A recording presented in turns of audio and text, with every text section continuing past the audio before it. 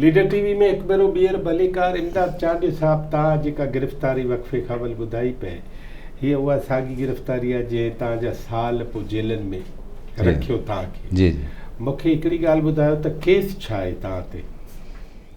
Case असां ते इहो त असां मार्शल लॉ जे ख़िलाफ़ ठीकु आहे। पोइ तव्हां रूपो तव्हांखे ख़बर पइजी वई त वारंट निकिता आहिनि? असांखे त ख़बर हुई त वारंट निकिता आहिनि, छापा बि लॻंदा रहंदा हुआ, छो त हाणे इहो त यूनिवर्सिटी लाइफ जो हिसो हुयो तक़रीबन लॻभॻि। जॾहिं बि असांखे को मतिलबु तव्हांखे ख़बर आहे त उते जॾहिं बि को प्रोटेस्ट या एहतजाज वग़ैरह थींदो त उन में असांखे हू कोशिशि कंदा त हिननि खे असां हींअर ई हथु करे वठूं, पर पोइ उहो न करे सघंदा छो त असां बि उते ई रहंदा हुआसीं, उते या निकिरी वेंदा हुआसीं जेके एहतियाती उपाउ वठिबा आहिनि। पर असां जेको हिन दफ़े 31 मार्च 1981 ते गिरफ़्तार थियासीं। रूपोश हो न? इहे रूपोश असां हाणे ईअं कोन हुआसीं जीअं ॾोहारी जेके मशहूरु रूपोश, हा सियासी माण्हू, पर असां रूपोश इन्ही माना में थो मां चवां त असां मतिलबु एहतियात कंदड़ हुयासीं, पर असां बाज़ाब्ता तौर ते रूपोशी अख़्तियार न कई, छो त यूनिवर्सिटी में पढ़ंदा हुआसीं त असां यूनिवर्सिटी मां ॿाहिरि निकितासीं। जॾहिं ॿाहिरि निकितासीं इते असां ते पंफलेट हुया हिकिड़ा जेके ज़ुल्फ़कार अली भुट्टे जी फांसी जे ख़िलाफ़ 4 अप्रैल योम हिसाब, उहे असां उर्दू सिंधी में इहे छपराए वॾे तइदाद में असांजो प्रोग्राम हुयो त असां 31 मार्च ते असां अरेस्ट थियासीं, न त 4 अप्रैल ते असांखे हिते गढ़ी ख़ुदा बख़्श में डिस्ट्रीब्यूट करणा हुआ। हिकिड़ो त उहो असां सामान साण हुयो, ऐं उन खां पोइ असांजो दोस्त डॉक्टर शेर मोहम्मद मंगरियो, उन जी कोशिशि हूंदी त सॼो लिटरेचर हिकिड़े ॿोरी में बंदि करे उहो वरी पंहिंजा कुझु दोस्त ठाहींदो जेके या उन्हनि ते कमु कंदो। हालांकि मां वारनि कंदो हुसां सदाईं त मूं चयो या ॿोरी तवारी असांखे ॿधाईंदी, छो त इहा असांजे लाइ हिकिड़ो मुसीबत जो सबबु बनबी। हाणे असांखे कहिड़ी ख़बर त इहो वाक़ई, बहरहाल उन ॿोरी में बि अहिड़े ई क़िस्म जो मवादु हुयो, सुर्ख़ परचम हुयो, हलचल हुई, इहे जेके साइक्लो स्टाइल लिटरेचर छपजंदो हो मार्शल लॉ जे ख़िलाफ़। असां जेको ईअं चइजे त हिकिड़ी अंडरग्राउंड प्रेस चऊं खणी, या पंहिंजो हिकिड़ी अहिड़ी सहाफ़त जेका सेंसर खां आज़ादु हूअं त न ई, बुलेटिन्स हुया इहे साइक्लो स्टाइल, त उहे असां वटां हथु आया। पोइ उहो असां ते केस ट्रायल कयूं, मार्शल लॉ जा जेके ज़ाब्ता हुया उन तहत पोइ ट्रायल हलियो।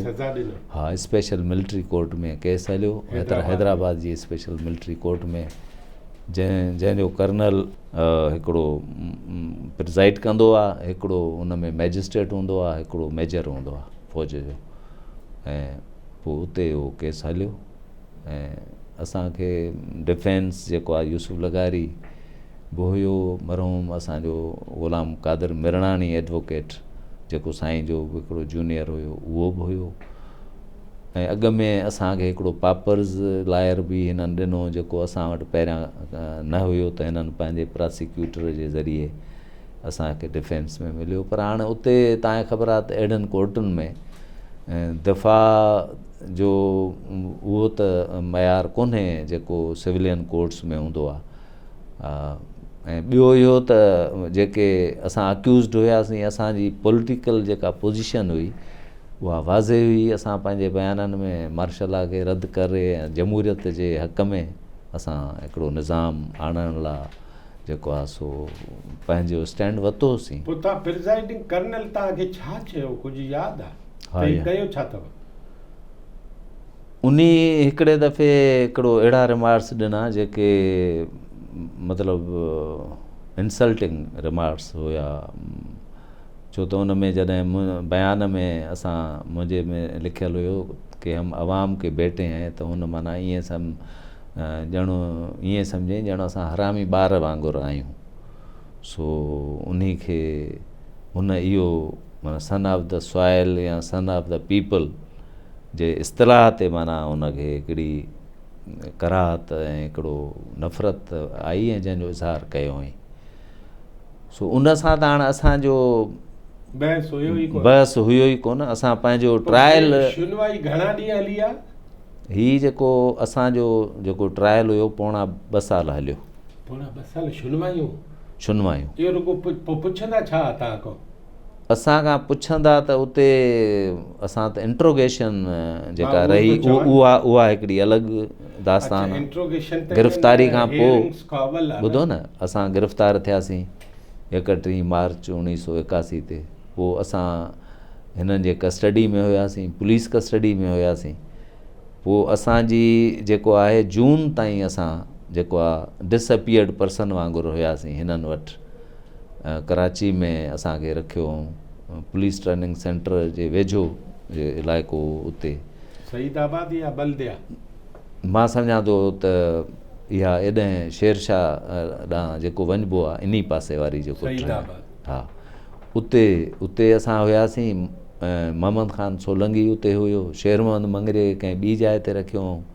अहिड़े नमूने सां असांजा दोस्त डिफरेंट पुलिस स्टेशन्स ते हुए। पुलिस हैंडओवर कयो तव्हां? पोइ असांखे पुलिस हैंडओवर न, पुलिस जे कस्टडी में हुयासीं, पर इंट्रोगेशन JIT कई, जंहिंमें मिलिट्री इंटेलिजेंस वारा बि हुया, ॿिया हुया। हुननि जो जेका पुछा ॻाछा जे दौरान हुननि जो सॼो मक़सदु इहो हो त ॼण असांखे ग़ैर मुल्की का इमदाद थी मिले या असां फॉरेन फंडिंग जे ज़रिए ऐं उन इंस्पायरेशन सां कमु था कयूं। ऐं उहा त का बि अहिड़ी शइ हुई कान, असां परॾेही का असांखे मदद ई न हुई, ऐं न को असां का तक़रीबकारी पे कई, न को असां अहिड़ो कमु पे कयो। त इहे हुननि न को मिली, न को असां कमु कयो, न त इन जे करे ई पोइ असांखे एमनेस्टी इंटरनेशनल ज़मीर जो क़ैदी करार ॾिनो, छो त असां वायोलेंस जे बदिरां जेको आहे सो पंहिंजे ख़्यालनि जे बुनियाद ते मतिलबु विढ़िया। ईअं त हाणे तरीक़े सां विढ़िया ज़रूरु। मूं ते बि हिकिड़ो ईअं चइजे त हिकिड़े मरहले ते अहिड़ो मरहलो आयो जेको हींअर अलाए जीअरो आहे अलाए कोन्हे। इहो बर्नी हिकिड़ो हूंदो SSP, जेको हिन बर्नी जो भाउ हुयो, जेको वॾो फिलेंथ्रोपिस्ट आहे। निसा छा बर्नी जो नालो छा आहे उहो तव्हांखे ख़बर हूंदी। त इन्ही जो भाउ हुयो मुमताज़ भुट्टे, डायरेक्ट हिनखे मुमताज़ बर्नी, पर इहो हिन मिस्टर बर्नी जो जेको ज़िंदा हींअर बि नेगोशिएट कराईंदो आहे इंसानी हक़नि जी, अंसार बर्नी, उन जो भाउ हुयो, उन जी फैमिली। पर हाणे ज़रूरी न आहे त इन्हनि जो को पाण में उहो ऐं पर हू हिकिड़ो मूंखे मतिलबु इहा हैरत थी थिए त इहे माण्हू माना जेको मुमताज़ भुट्टे जो ऐं पॉलिटिकल गवर्नमेंट्स जा डायरेक्ट रिक्रूटेड क़िस्म जा इहे माण्हू हुया। वधि में वधि इहे ई माण्हू उते इन्हनि जी पॉलिटिकल लीडरशिप, बेनज़ीर, बेगम नुसरत भुट्टो, ज़ुल्फ़िकार अली भुट्टो, इहे इन्हनि जे ख़िलाफ़ु माना उते इन्हनि जो हिकिड़ो तर्ज़ अमल ऐं रवैयो हूंदो। गंदियूं गारियूं बि ॾींदा हुया। इहे असांजो इन्हनि सां झगड़ो झेड़ो बि इन ते हलंदो हो, बहस मुबाहिस आहे। बहरहाल हुननि जो जेको मक़सदु हुयो इहो हो त असां मंझां का हुननि खे अहिड़ी ॻाल्हि मिले जंहिंसां उहो चवंदा तव्हां फॉरेन स्पॉन्सर्ड रेवोल्यूशन न आणिजो। पोइ असां चवंदासीं बाबा असां को टैंकुनि ते चढ़ी कोन आणींदासीं, असांखे पंहिंजे धरती जे माण्हुनि जी जेका आहे उन्हनि जे ज़ोर ते ई असां तब्दीली चाहियूं था, ऐं डेमोक्रेसी जे ज़रिए असां इहे तब्दीलियूं चाहियूं था। इनक़लाब जूं ॻाल्हियूं त यकीनन हुयूं बि सही उन सां गॾु, पर हक़ीक़त में इहो असांजी जेका रेवोल्यूशनरी पॉलिटिक्स जो हिकिड़ो ईअं चइजे त कॉन्ट्राडिक्शन आहे त असां हिकिड़े तरफ़ revolution by force as a teacher of international relations या पॉलिटिकल साइंस, मां सम्झां थो त रेवोल्यूशन जेको आहे उहो इहो आहे तव्हां ताक़त जे ज़रिए तब्दीली आणियो ऐं उन में वायोलेंस बि हूंदो आहे। पर साॻे वक़्तु असां जमहूरियत जे लाइ बि विढ़ियासीं पिए, डेमोक्रेसी जे लाइ बि असां फाइट कई पे। त इहो बावजूदि इन्हनि सभिनी इन्हनि तज़ादनि जे हिकिड़े सियासी कारकुन तौरु असांजो बिलीफ डेमोक्रेटिक सिस्टम में हुयो ऐं उन जे लाइ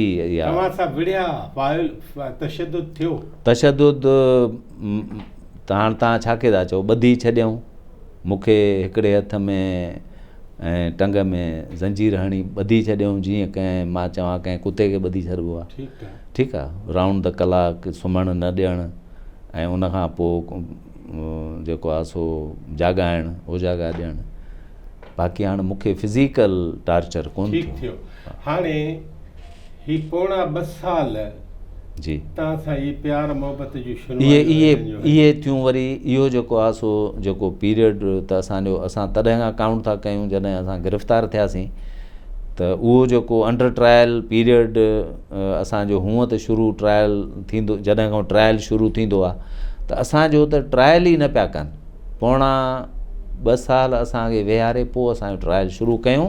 उहो तॾहिं जॾहिं असां बुख हड़ताल कई ॿियनि स्टूडेंट सां गॾिजी, सिंध जा जेके नौजवान उते असां सां गॾु हुया, ॾाढो हैदराबाद सेंट्रल जेल में ॾाढो मतारो डायरी हुयो, काफ़ी दोस्त हुया जेके मशहूरु आहिनि पंहिंजी पर में सलेमान डायरी आहे, साईं असद काॾई हो SST जो ॾाढो मतारो।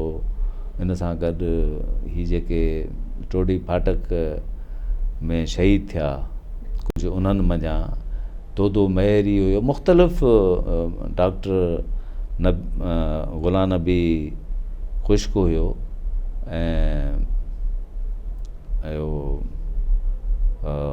इक़बाल नारे जो हो, हफ़ीज़ कुरैशी हुयो। इहे ना सनाई पर त वॾी हिकिड़ी लिस्ट आहे। हींअर मां कंहिं दोस्त जो नालो रहाए वेंदुसि त माइंड कंदा चवंदा असां विसरी वियासीं। सो इन जे करे हाणे उहो त मां हींअर तव्हां मूंखे अॻ में टाइम ॾियो आहे त मां सभिनी जा नाला तव्हांखे ॿुधायां। त असां पोइ हुते बुख हड़ताल कई। कमिश्नर हैदराबाद जेको अब्दुल्ला जे मेमण असां सां ॻाल्हियुनि करण लाइ आयो ऐं उनखे हैरत थी त तव्हां पाण ते केस हलाइण लाइ था चओ। असांजो छो न असां चऊं, अलाए हिते केसि ताईं मार्शल लॉ हूंदी, असांखे विहारियो वेठा हुजनि, असांखे जेकॾहिं असां को ॾोह कयो आहे ट्रायल कयो ऐं असां ते त इहो हिकिड़ो नओं मां सम्झां थो। त इन में पहिरियां असां हिकिड़ी गॾियल जॉइंट एप्लीकेशन जेका मूं ई लिखी दोस्तनि जूं सिग्नेचर करे असां उन अथॉरिटीज़ ॾांहुं मोकिलियूं त असां वेठा आहियूं, अंडर ट्रायल आहियूं ऐं असांखे तव्हां छो असांखे रखियो वेठा आहियो। सो बहरहाल इन सां हिकिड़ो इहो थियो त जिन जा केस हलाइणा आहिनि उहे हलणु शुरू थिया, जिन खे छॾिणो हुयो को किन खे त उहो उन्हनि जो मतिलबु आज़ादी जो मरहलो शुरू थियो। सो अव्हांजी सुनवाई घणा ॾींहं हली? असांजी जेका असांखे माना चओ था कि दफ़ो पोणा 2 साल बेदरियाफ़्ता पिया, बेदरियाफ़्ता माना अंडर ट्रायल पीरियड हो न, त जेको असांजी कन्विक्शन में बि काउंट कोन कयूं। न मां सम्झो, पर तव्हां पोणा 2 साल त ईअं पिया वॾड़नि जी निशानी न, वॾड़नि जी निशानी न, इन दौरान असांजूं सुनवायूं थींदियूं, वेंदा हुआसीं, मतिलबु ॿाहिरि कढंदा। हड़ताल छाजे लाइ कई? हड़ताल असां कई त असां ते बाज़ाब्ता केस हलायो न, पोइ चार्ज फ्रेम कयूं, पोइ इन में जेके कुझु प्रोसीजर्स अहिड़ा जेके हिननि अॻ में कंदा आहिनि न, छो त स्पेशल मिलिट्री कोड जो जेको केस आहे उन में पहिरियां समरी ऑफ एविडेंस थींदी आहे। समरी ऑफ एविडेंस कैंटोनमेंट में हिकिड़े मेजर या कैप्टन जे साम्हूं शाहिदनि जी हिकिड़ी समरी थींदी आहे।